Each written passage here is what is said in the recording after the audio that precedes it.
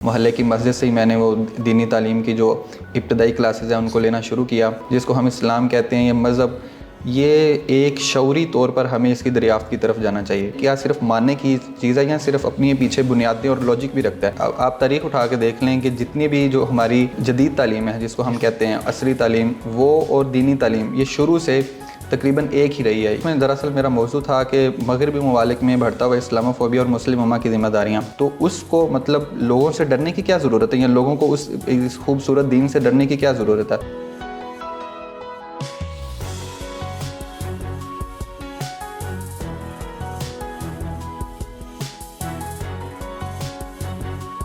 السلام علیکم ناظرین، شیئرنگ آف پروفیشنل وزڈم میں آج ایک منفرد انٹرویو کے ساتھ میں ہوں آپ کا میزبان علی رحمان خالد.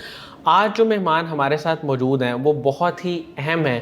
وہ اہم اس لیے بھی ہیں کیونکہ انہوں نے دین کی تعلیم بہت اچھے مارکس کے ساتھ ہمیشہ حاصل کی، اور دین کی تعلیم کے ساتھ ساتھ یعنی عالم بننے کے کورس کے ساتھ ساتھ اپنی دنیاوی تعلیم کو بھی نہیں چھوڑا. اور یہ ایک مثال قائم کی کہ اگر کوئی بھی انسان عزم کر لے اور ارادہ کر لے تو وہ دینی اور دنیاوی تعلیم کو ساتھ لے کر ایک کامیاب زندگی گزار سکتا ہے. السلام علیکم قاسم آصف صاحب، کیسے ہیں آپ؟ ٹھیک ہیں جی وعلیکم السلام، اللہ کا کرم. آپ سنائیے. سر سب سے پہلے مجھے یہ بتائیے. الحمدللہ میں بالکل ٹھیک. سر آپ نے جب سوچا کہ میں نے دین کی طرف جانا ہے اور آگے اسی میں نے عالم بننا ہے، تو یہ رغبت، یہ شوق، یہ شغف کیسے پیدا ہوا؟ جی سب سے پہلے تو فاؤنڈیشن کا آپ کا اور شاہ جی کا شکریہ بلانے کا.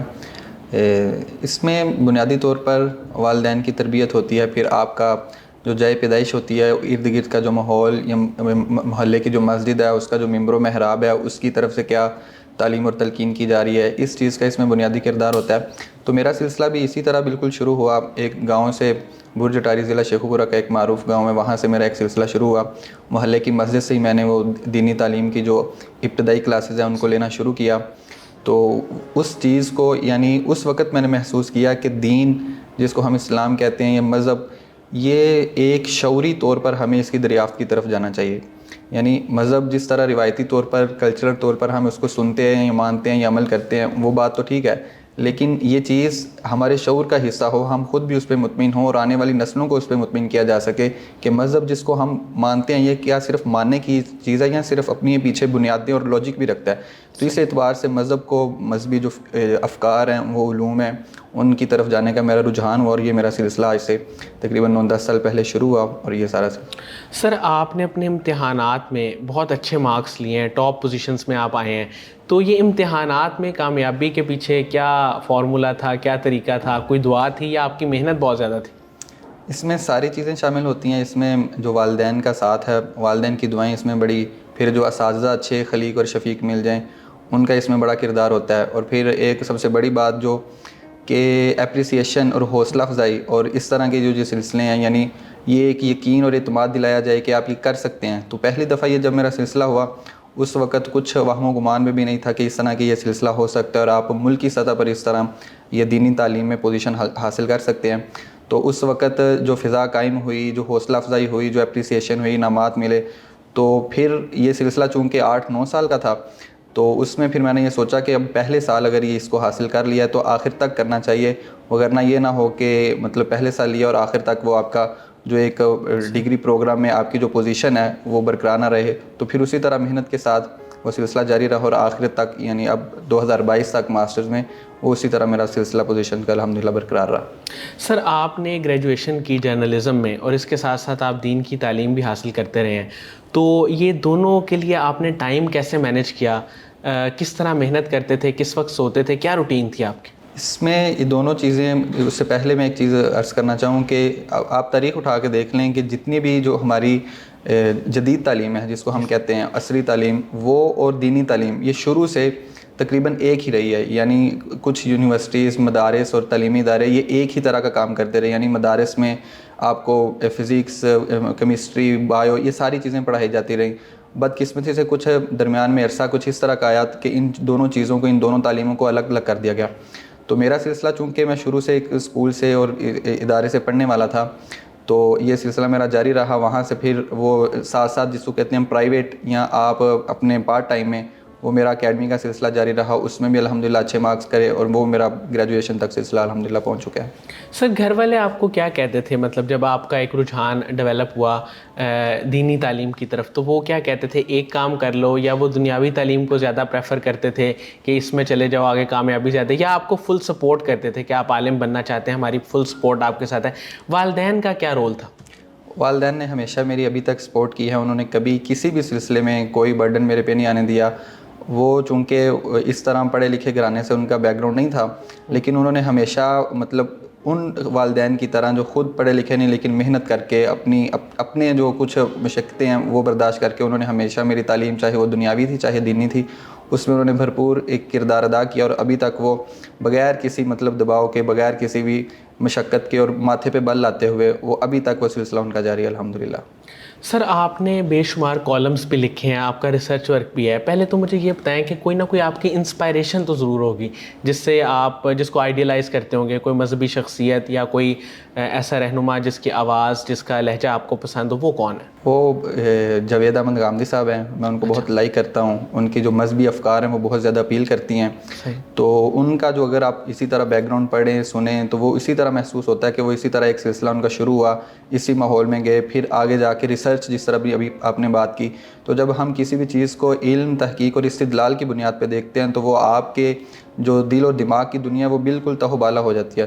تو اس بنیاد پہ میرا بھی ایک ذوق ہوا کہ یعنی دین جس کو ہم صرف سمجھتے مانتے ہیں, اس کو اس کی حقیقی بنیادوں اور استدلال کے ساتھ جانا جائے.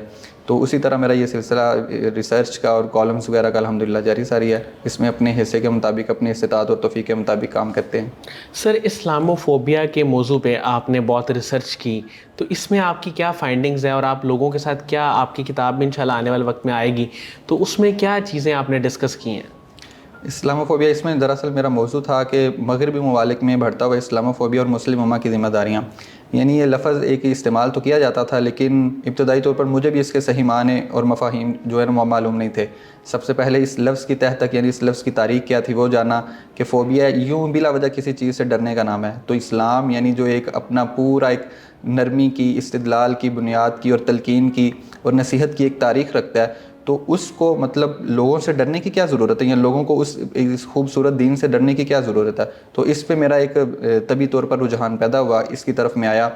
تو اس کے جو کچھ بنیادی وجوہات ہیں میں نے اس کو ذکر کیا. اس کا پھر جو تدارک ہے اس کے اسباب اور حل, چاہے وہ حکومتی اداروں کے ہوں, چاہے وہ ممبر و محراب پہ بیٹھنے والے علماء کے ہوں, یا اسی طرح جتنے بھی دانشور ہیں ان کے ہوں, تو ان کو میں نے وہ بڑی ترتیب کے ساتھ ذکر کیا. آنے والے وقت میں انشاءاللہ العزیز وہ پبلشنگ کے مراحل میں وہ آپ کے ہاتھوں میں ہوگی.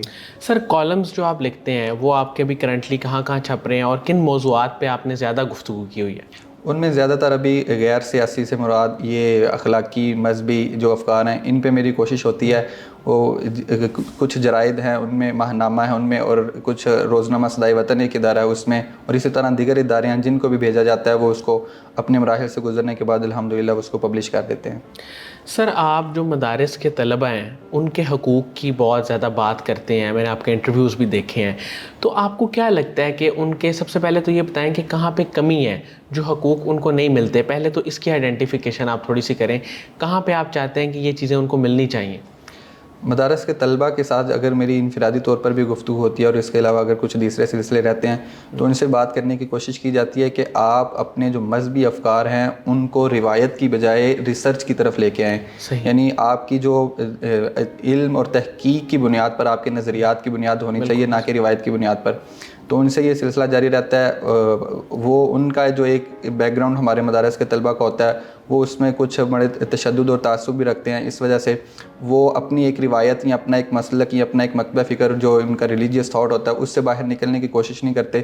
تو ان کو یہ تلقین دلوانے کی کوشش کی جاتی ہے. اور اس کے ساتھ ساتھ جتنے بھی ہمارے ادارے ہیں, چاہے وہ الیکٹرانک میڈیا ہے, چاہے وہ پاک آرمی کا ہے, جتنے بھی مطلب ماڈرن ادارے ہیں, ان کی طرف میری یہ گزارش ہی ہوتی ہے ان سے کہ ہمارے مدارس کے طلبہ کے لیے بھی خاص کوٹا سسٹم رکھا جائے, چاہے وہ جابس کے حوالے سے, چاہے یہ بھی ہمارے اسی ملک کا اثاثہ ہیں, اسی ملک میں پلنے بڑھنے والے ہیں, اسی کے رہنے والے ہیں. تو اس سلسلے سے دونوں جانب, یعنی جو ہماری دنیا دار طبقہ ہے, یعنی جو ادارے ہیں, ان سے بھی گزارش کی جاتی ہے, اور مدارس کے طلبہ کو اپنی جو ایک فکری طور پر لوگوں کے ذہنوں میں ان کا ایک عکس بنا ہوا ہے اس کو بدلنے کی کوشش کی جاتی ہے۔ سر آپ مجھے یہ بتائیں کہ آپ کیا سمجھتے ہیں ان حقوق کو طلبہ تک کس طرح فراہم کیا جا سکتا ہے؟ ان کو ہر سطح پہ یعنی مدارس کے طلبہ کے پاس جتنے بھی ان کے ذرائع ابلاغ ہیں، چاہے وہ ان کے کلاس میں ان کے استاد صاحب ہیں، چاہے وہ مطلب ٹیلی ویژن دیکھتے ہیں، اس طرح کے ٹاک شوز کیے جائیں، جس طرح آپ نے ابھی بات کا موقع دیا، اس طرح کے بات کے مواقع فراہم کیے جانے چاہیے۔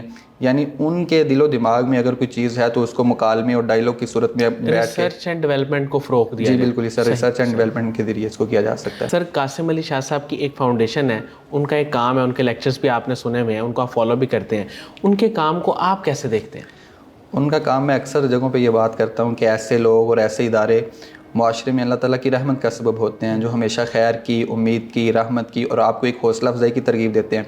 تو شاہ جی یہ ایک اپنی ذات میں خود ایک ادارہ ہے اور دوسرا ان کے جو نام سے ایک ادارہ قاسم علی شاہ فاؤنڈیشن۔ تو یہ سلسلہ ایسا ہے کہ اس سے نہ صرف مطلب ہر شعبہ ہے زندگی سے تعلق رکھنے والے لوگ اس سے استفادہ کرتے ہیں، تو یہ ان کے لیے دنیا میں بھی اور آخرت میں بھی بالکل اللہ تعالیٰ کی توفیق اور استحصال سے اجر کا باعث ہے۔ بہت بہت شکریہ قاسم آصف جامی صاحب، آپ نے ہمارے لیے وقت نکالا۔ ناظرین مجھے امید ہے کہ اس انٹرویو سے آپ کو بہت فائدہ ہوگا، خاص طور پہ جو لوگ دینی تعلیم کے ساتھ ساتھ دنیاوی تعلیم کو بھی مکمل کرنا چاہتے ہیں، ان کو اس انٹرویو میں بہت رہنمائی ملی ہوگی کہ کوئی بھی کام مشکل نہیں ہوتا، اگر آپ ایک بار عزم کر لیں تو آپ ہر کام آسانی سے کر سکتے ہیں۔ اس کے ساتھ ہی اجازت دیجیے، اللہ حافظ۔